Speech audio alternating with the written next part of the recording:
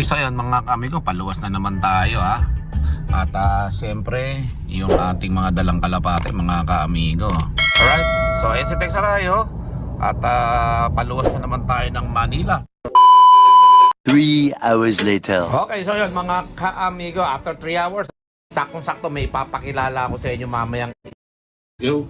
Eto, meron akong kinuha sa ating loop mga kaamigo. Ito yung si Matang Buhaya mga kaamigo.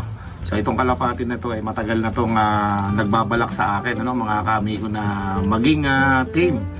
So nauna pa to kay Burukoto, nasa Manila pa lang ito mga kaamigo.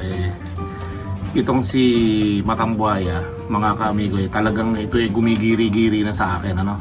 Hindi ko rin alam kung bakit sila nagiging malapit sa akin, pero nakita nyo naman si Burukoto mga kaamigo, naging malapit din sa akin yon. So ito rin, mas nauna pa to kayo.